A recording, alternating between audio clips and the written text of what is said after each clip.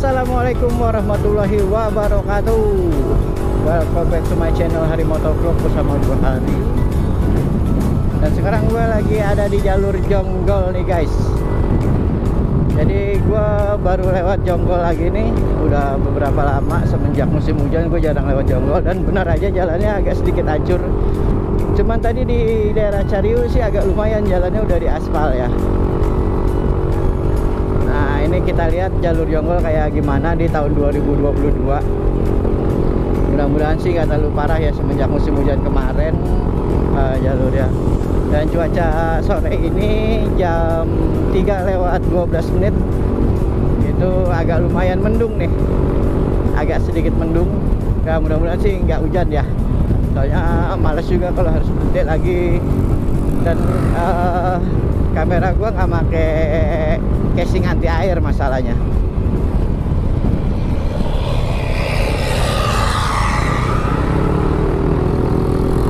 Dan kalau harus pakai jas hujan itu agak sedikit merepotkan juga. Gitu.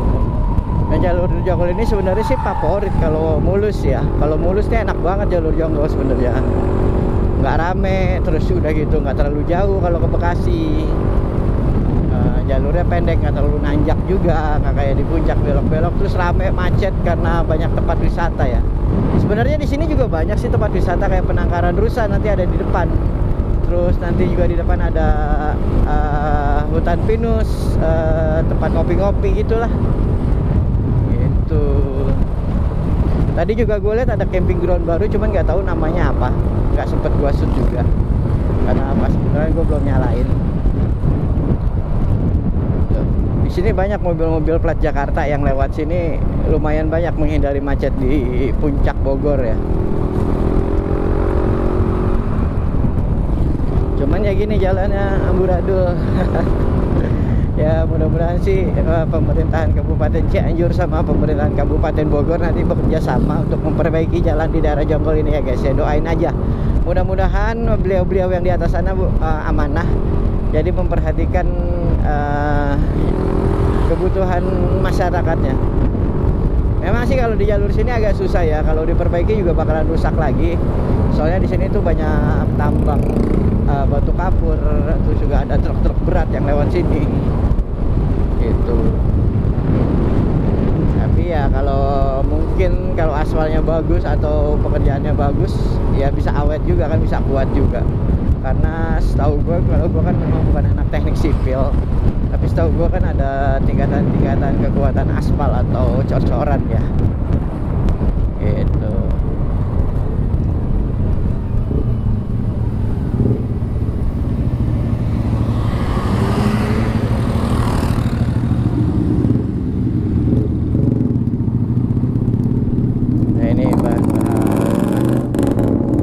Mentimun, terus ada apa lagi itu, kacang panjang ya, banyak ya. Udaranya udah mulai dingin nih, agak-agak mendung.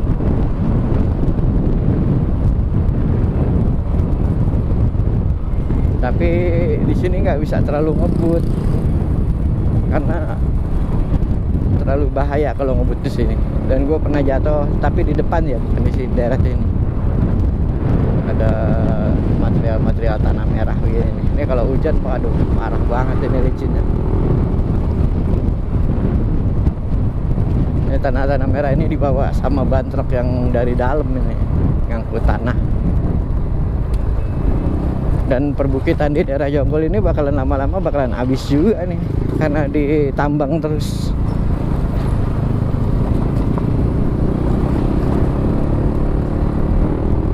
Ini di depan Elop itu salah satu angkutan dari daerah Cilengsi menuju ke Cianjur atau Jonggol.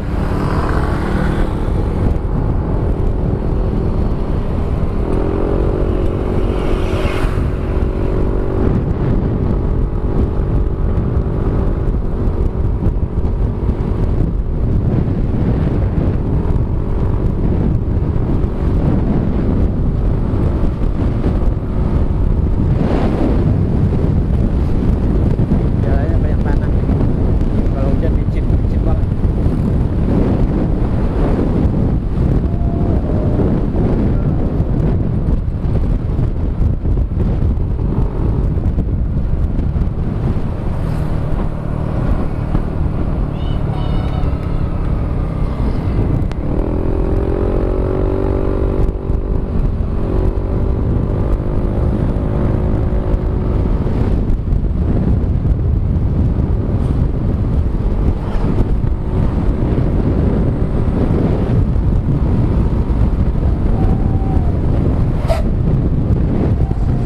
kaget saya. Remnya truk itu, rem angin. Jadi saringan udaranya dibuka terus disumpel pakai apa nggak tahu lah.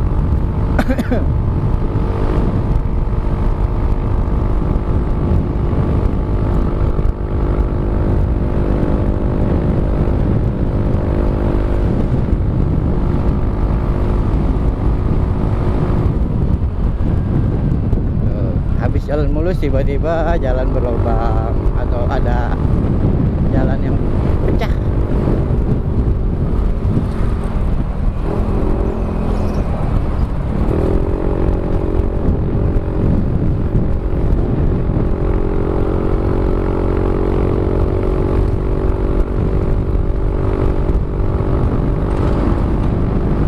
Dulu Jonggol ini sempat mau jadi ibu kotanya Indonesia, menggantikan Jakarta, cuman entah kenapa nggak jadi ya. Ya karena mungkin kontur tanahnya atau daerahnya yang begini atau gimana nggak tahu juga ya. Dulu sempat banyak orang yang udah beli tanah di Jonggol dan ternyata nggak jadi. Ya tanahnya banyaknya terbengkalai.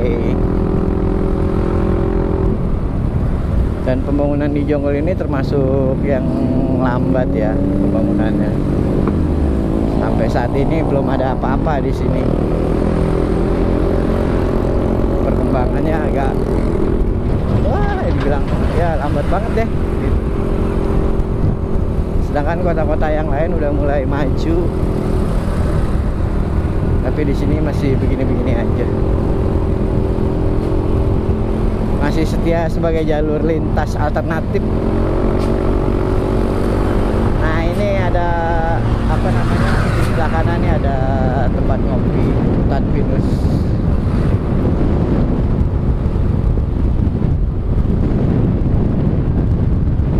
Nah, yang sebelah sini. Cuman nggak tahu enak apa enggak, ramai atau enggak ya. Cuman kalau dari udara sih enak banget, sini adem, paling sejuk. Soalnya ini daerah paling atasnya Jonggol alias puncaknya Jonggol.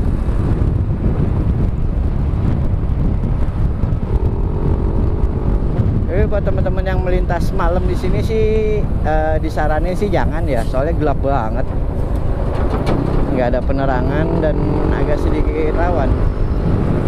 Ngerinya apa? Ngerinya kita jalan malam dengan lampu penerangan motor yang cuma seuprit, tuh lubang-lubangnya nggak kelihatan, itu jadi membahayakan dari kita sendiri. Mendingan sih kalau jalan lewat sini ya siang atau sore atau pagi, jadi udaranya sejuk. Kalau siang juga panas di daerah sini.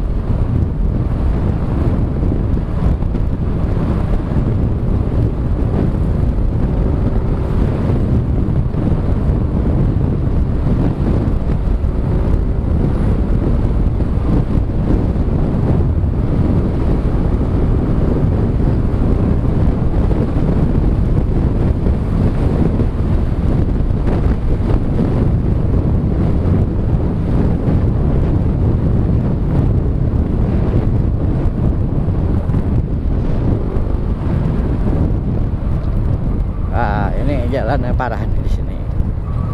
Harusnya kita ngambil kanan, cuman karena tadi ada mobil, jadi ya mau nggak mau.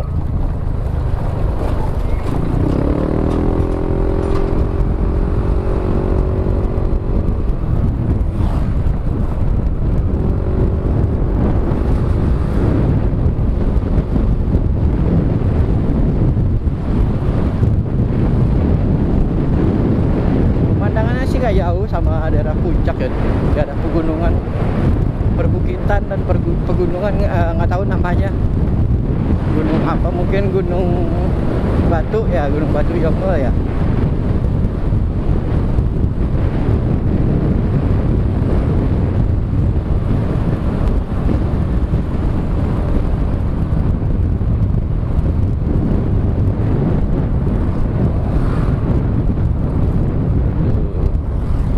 Yo teman-teman lewat sini ya, kalau sering-sering lewat sini ya mungkin minimal bearing roda sering ganti. Ya syukur-syukur shocknya nggak kena alias bocor. Oleh jalanannya parah bener ini. Dan buat yang bawa mobil juga ya harap hati-hati ya, ngerinya kan kekencengan hajar lubang itu bisa patah juga asnya. Ini jalan-jalan berair ini jadi suka bikin licin.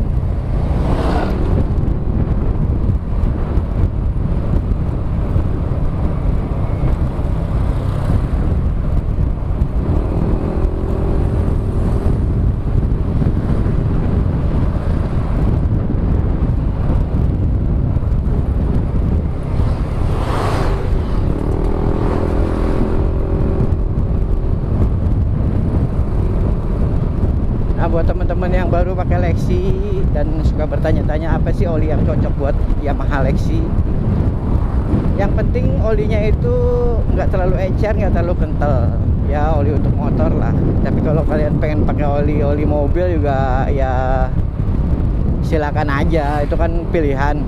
Tapi kalau gue makanya yang 1040 SAE nya itu biasanya gue pakai Enduro Racing atau Federal Racing. Soalnya kalau pakai Yamaha Loop itu kalau menurut gue terlalu encer.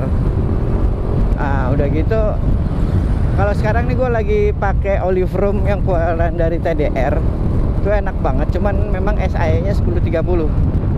Tapi rekomendasi kalau untuk mesin motor standar kata OB TDR Om Yudo itu bisa sampai 5000 kilo. Tapi mungkin gue pakai cuma sampai 2500 atau 3000. Standarnya gue itu 2500 sampai dengan 3000 itu. Tapi kalau misalkan pemakaiannya jarang atau motor kalian jarang keluar, paling enggak sebulan sekali kalian ganti olinya, oli mesinnya. Kalau untuk oli gardan sih nggak terlalu signifikan ya, mau setahun sekali juga boleh. Cuman kalau kalian mau 1:3, jadi 3 kali ganti oli mesin, 1 kali ganti oli gardan itu boleh. Terus juga radiator dicek aja, kalau nggak berkurang sih nggak perlu ditambah-tambahin atau dikuras-kuras. Ya kalau misalkan setahun sekali atau 2 tahun sekali bolehlah dikuras, biar radiatornya lancar terus gitu.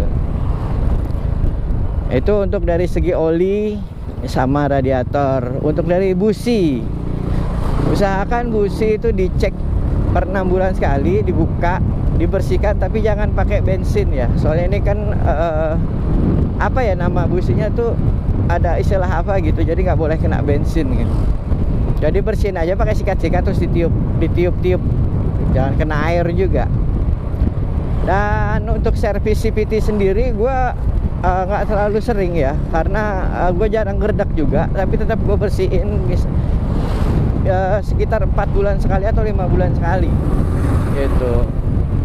Jadi buat ngakalin biar nggak gerdek, gua itu mangkok kampas gandanya dibikin bolong-bolong guys, di custom bolong-bolong, jadi ampas dari kampas gandanya itu bisa terbuang gitu loh, nggak ngumpul di mangkoknya. Dan untuk kampas gandanya sendiri gua udah ganti pakai yang custom. Jadi kampas gandanya itu udah pantek, jadi lebih lebar, lebih panjang, dan sedikit lebih tebal dari yang orisinalnya. Dan udah gua pakai selama 1,5 tahun, alhamdulillah aman. Gua belinya di daerah Cibubur, itu sekitar 150.000, ditukar sama sepatu yang kita punya atau bekas kapas ganda yang kita punya, bawa ke sana terus nanti dipasangin sama dia gitu. Dan untuk per CVT-nya sendiri gua masih pakai ori. Terus apa namanya, per setri juga gue masih pakai ori. Untuk roller gue pakai 11 gram BRT super roller yang warna hitam. Itu udah gue pakai 2 tahun nggak pernah peyang, alhamdulillah awet. Terus rumah roller gue standar, nggak dibubut-bubut, nggak di derajat-derajat lah, nggak dikerok-kerok jalur, karena gue juga makainya untuk harian. Yang belum gua cek ini V-belt, gua udah lama banget gak ngecek V-belt. Kayaknya gua besok harus ganti. Nah itu dari kirian, jadi nggak terlalu signifikan sih. Jadi untuk pemakaian gua top speed itu masih standar, nggak nyampe 100 juga. Apa namanya,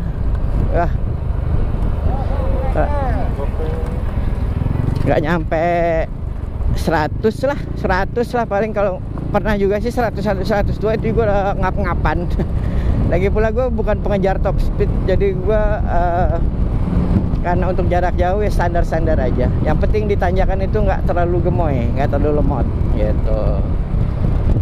Nah ini alhamdulillah nih jalur yang longsor udah agak diperbaikin nih. Biasanya kan hancur parah, nih udah jadi jalurnya, jadi lumayan sih gitu. Tadi gue lupa nyiapin recehan di situ, memang agak sedikit maksa biasanya. Oke, biarin, gue sering lewat sini juga sih. Dan untuk pemakaian ban gue ini pakai ban Aerox depan belakang. Jadi velg segitiga, spakbor depannya itu Aerox, velg belakang juga Aerox, dan arm belakang udah pakai Aerox. Jadi gue pakai double shock punya Aerox juga tahun 2019 shocknya. Jadi nggak terlalu lentur. Soalnya kalau pakai shock Aerox yang tahun 2017 itu terlalu lentur, jadi kayak naik kuda, kayak naik Supra gitu. Kenapa gue pilih ban Aerox? Kan kalau kata orang kan berat ya, berat, terus tarikan juga jadi gimana gitu kan, ngeden, terus pibelnya kasihan. Ya memang, cuma kalau kita sering lewat jalur jonggol kayak gini nih yang hancur-hancur parah, kalau kita pakai ban atau pakai velg Lexi itu, waduh, nggak tahu gue mesti berapa kali ngepres ya gitu. Soalnya kejadian waktu touring ke Bandung dari Cianjur itu sekitar 10 motor, 9 diantaranya itu ngajar lobang di daerah Ciranjang. Dan gua paling terdepan yang kena lobang, itu lobangnya dalam dan tajam. Dan di belakang itu ada sekitar 8 motor, semua pakai velg Lexi, velg orisinil ya. Nah itu alhamdulillah gue pas di lokasi acara gue cek, ternyata velg gue aman-aman aja, tapi yang 8 yang lainnya itu semua pada peang, terutama velg bagian belakang. Ada yang depan belakang, ada yang belakang doang. Itu jadi pertimbangan gue kenapa nggak mau ganti lagi ke velg Lexi, yaitu pertama dari segi kekuatan velg Aerox jauh lebih kuat karena ban lebih tebel. Ban lebih tebel, ban lebih gede, jadi lebih aman lah untuk kena lubang. Itu pertimbangannya. Terus gue pernah jatuh sekali, jadi bodi gue agak lecet dan agak patah. Terus juga apa lagi ya, kalau untuk tambah sih mungkin lampu, udah gue ganti spion yang agak kecilan biar nggak terlalu bapang, sama windshield yang agak manis sedikit lah bentuknya.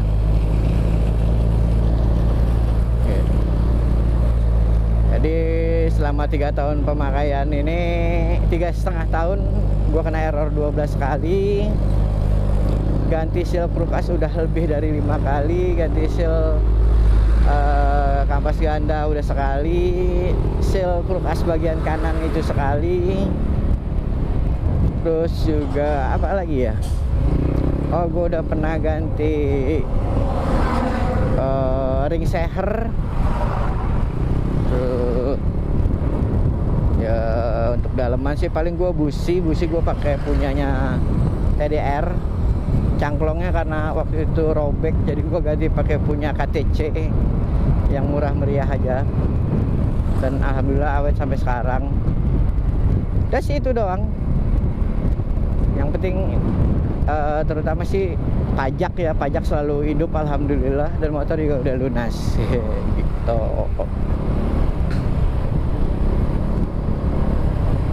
Dan untuk perjalanan motor gue ini udah pernah ke Palembang 1 kali, ke Dieng 2 kali, ke Dieng 1 kali, ke Tawangmangu 2 kali, terus ke Subang, terus daerah mana lagi ya, itu sekali-sekali dah pokoknya. Kalau ke Sukabumi itu yang paling sering gitu. Dan kita masih di daerah Jonggol nih. Mungkin beberapa jam, setengah jam lagi kita masuk ke Cilengsi.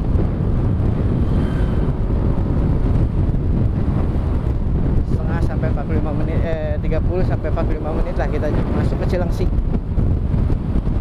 Dan nanti masuk Cilengsi sekitar jam 4 itu jamnya macet. Wah, terpantau udah pakai jas hujan dari daerah arah depan. Jadi kemungkinan nanti kita siap-siap buat berhenti pakai jas hujan.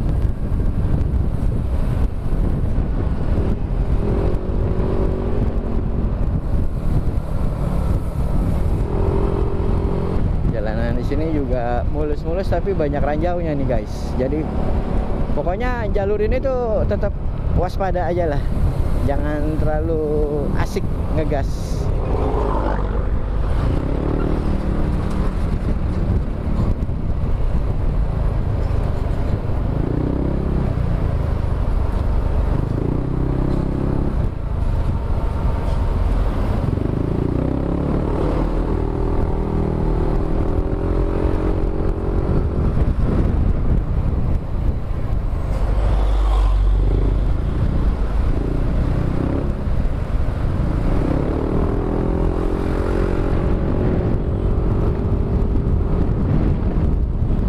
Buat teman-teman jangan lupa di subscribe, terus di like juga, kalau perlu di komen kekurangannya apa, dan yang terpenting loncengnya dibunyiin aja, jadi kalau ada video-video baru bisa langsung update gitu. Ya bantu-bantu kawan sedikit lah. Nah ini udah masuk waktu asar nih sebenarnya.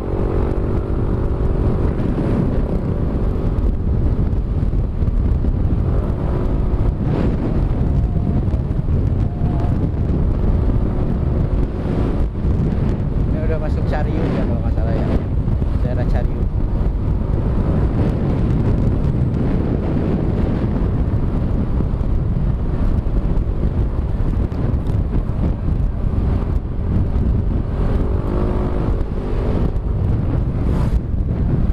Nah dulu kalau sama bokap itu sama keluarga kalau lewat jalur Jonggol karena daerah puncak macet pas lagi mudik, ini biasanya istirahatnya di masjid sini nih. Nah, sini nih. Masjid Jonggol. Cuman belakangan sekarang udah jarang lewat jalur Jonggol, jadi nggak pernah mampir lagi ke situ. Soalnya kalau ke puncak sekarang bokap lebih milih jalan tengah malam kalau dari Bekasi. Dan kalau dari Sukabumi itu biasanya jam 10 malam, jam 9 malam, jadi udah nggak ketemu macet di hari Minggu. Ya mesti sedikit ngakal-ngakalin sih emang kalau jalur puncak mah. Soalnya kalau kita jalannya di jam-jam siang, pagi atau siang sore sampai jam 8 malam itu memang puncak itu crowded banget gitu. Parah macetnya. Kadang sampai stuck.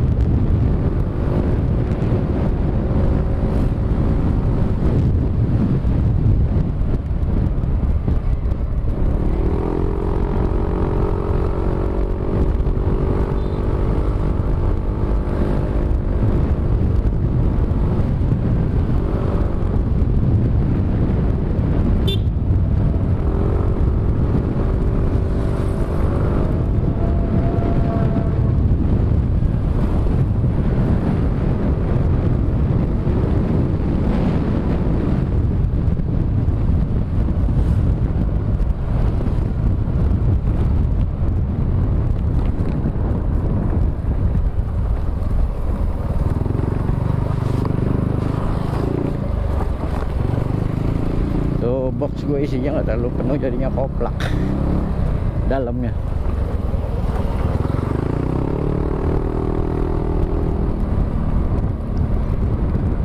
Oke lah, nanti kita sambung lagi kalau udah mau masuk Bekasi. Sampai di sini dulu cerita di jalur Jonggol.